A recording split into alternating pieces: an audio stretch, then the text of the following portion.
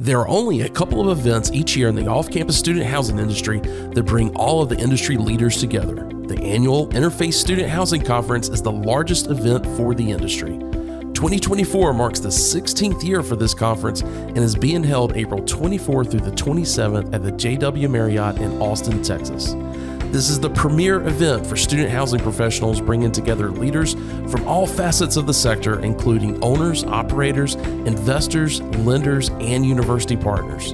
The conference features the industry's best and brightest minds all under one roof, delivering the knowledge, tools, programs, and connections necessary for leaders to shape their future success and the future of the student housing industry. So who are some of the folks attending this year's conference? Let's meet one of them right now. Rob, I hear you're going to be in Austin, and Andrew, I hear that you're going to be with us in spirit. Sadly, I can't be there, but yes, I will be. Yes, I will be there, sir. Well, guys, Campus Technologies has been around for most of my career that I can remember. And you guys have been doing a lot of work over the years of helping student operators figure out how to best deploy internet connectivity to their students. But there's a heck of a lot of other stuff you guys are doing. I want to jump into that, but really quick, Rob, are you excited for this year's conference? Oh yeah, always excited to go out to Austin. You know, get to see everybody, get to meet new people, have some good meals. It usually good sessions. It's a good time. So this is the 16th, I believe. How many years is this for you guys? 16? Gosh. No, not for me. I don't know. Have you been counting, Rob? It seems forever. I haven't been counting. Yeah, it's been a lot. Most of them, I would say. We probably missed a couple, but not many. Well, it's good to know that we're talking to some veterans here, and we'll talk a little bit more about the conference in Austin. But really quick, for those members of our audience that may not have any idea about Campus Technologies, or maybe they've heard of you guys, but they're not really in tune with everything that you guys do, give us that elevator pitch, that background story. Sure. Campus Technology is kind of the student housing technology OG, if you like. We've been doing this longer than anybody else for too many years, more years than I'd like to count, to be honest with you. And we took a while to figure out that it's very clear what student residents want. We all like to think we know what student residents want, but it took us a while to figure it out. And that is to buy any device they like from anywhere they like, take it back to their apartment, turn it on, and it just works without them having to call anyone because it's not working or because it's slow. So continual uninterrupted enjoyment is really what they're looking for. So the secret sauce is being able to provide that. And that's what we do, both wired and wireless. As you said, we do other things as well. We support leasing offices in terms of, their PCs and their infrastructure and so on. We do CCTV. We've been doing quite a lot of that recently. But mainly our core business is providing excellent wired and wireless internet service. The other part to that is that when someone does have a problem, in the unlikely event someone has a problem, they need to call someone for help. They need to get an answer, and they need to get a real person who knows what they're talking about. So all our support staff are W-2 employees. They work for us. They're onshore. We don't outsource any of this. So when you're a Campus Technologies customer and one of your residents calls for help, they're talking to one of our employees who does nothing else but student housing. We don't do multifamily. We don't do any of that stuff. It's all student. But Andrew, do they have that fantastic English accent that you have? Have you trained them on that? No, I haven't. I get into a lot of trouble for that. Particularly, Rob will probably remember the story of the guy who called me an Australian. Yeah. Yes, no. People don't know where I come from for some reason. You got it straight away, but of course you knew anyway. So that's like the elevator pitch of what we do. I mean, these days things are getting a little bit more complicated. The other thing that we tend to do at these shows is to try and uneducate people.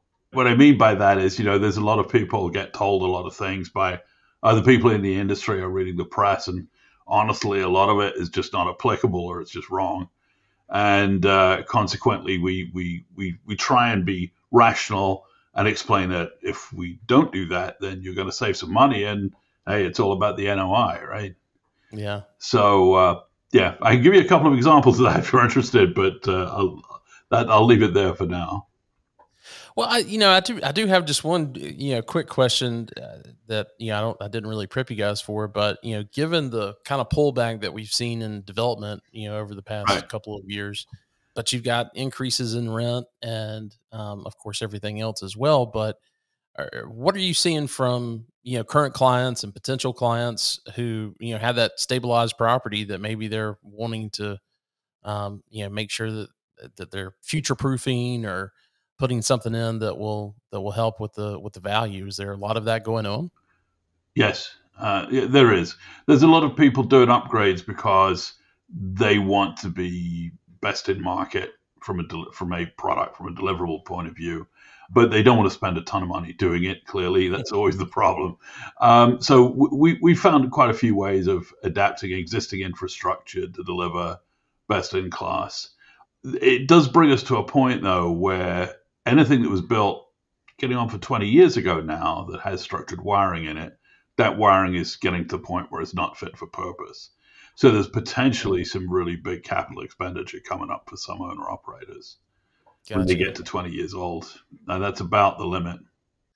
Well, Rob, I'm sure that will be an important topic for you while you're at while you're in Austin for sure. So, well, hey, let's talk really quick about the conference. Since you guys are such veterans, anything that, if there's an audience member that's watching this for the first time and or watching and going to the conference for the first time, anything, regardless if it's another vendor or if it's someone on the deal side that's coming in, what kind of suggestions would you have for them? Definitely go to as many sessions as you can, because learning a lot about the business kind of, really helps out. And also don't miss any of the networking stuff.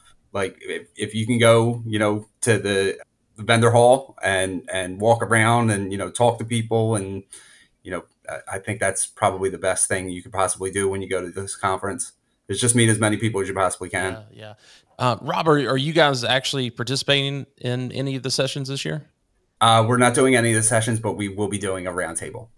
I'm glad you brought that up, because that's a key thing with this conference, the roundtable part. I mean, talking about networking, and taking advantage of that, but the roundtables are fantastic. I mean, I think it goes on for a total of an hour and a half to 2 hours. And, it's a little bit of fast dating or whatever you want to call it. But that I've gotten the most out of going to those things, for sure. So great point. You know what, I'm sure the topic is going to be on technology, but it's definitely going to be on technology. We are going to try and do a little bit of, Wi-Fi, the things that are coming up, what kind of cabling, we should be doing if we're going to be installing cabling in new buildings, possibly touching on some Wi-Fi 7, stuff like that. So Wi-Fi 7. All right. Well, it sounds like that will be one of the roundtables I'll go to. yeah. Well, let's talk about the entertainment part of Austin. Any places you would suggest as far as places to eat? I know you guys are based in Philadelphia. I know you guys have got great food in Philadelphia, but anything in Austin that you would say is something that will have to be something that an audience member would have to, take care of before they leave Austin? There's a French restaurant on 4th. Okay. My French is terrible, but it's Pesh. It's what Pesh. You mean. Yes, that place is really good. And if you're looking for I'm a gin drinker. I like my gin and tonics. If you're looking for a good gin and tonic, Roosevelt Room. Okay. Now, where's that located at? That's on 5th. 5th. Okay. Well, great. I'll have to remember the Roosevelt Room for sure. And do you need a membership to get in or anything? No. Sounds like that kind of place. We found it just walking around one night, so it wasn't too bad. Awesome. Really good G&T though. Well, hey, a couple of things. One, I wanted to thank you guys for sponsoring our networking event that we're doing on the morning of the 24th. It's a brunch network event. If you're an owner and operator and watching this and you haven't received an invite from me, certainly click on the email address in the show notes and I will send that to you for sure. But thanks for sponsoring that. We couldn't do it without folks like you guys doing that. Really appreciate it. And also for folks that want to, set up an appointment with you in advance, maybe they've got one of those CapEx projects coming up and they want to talk a little bit about, upgrading Wi-Fi and their infrastructure. What's the best way for them to get in touch with you?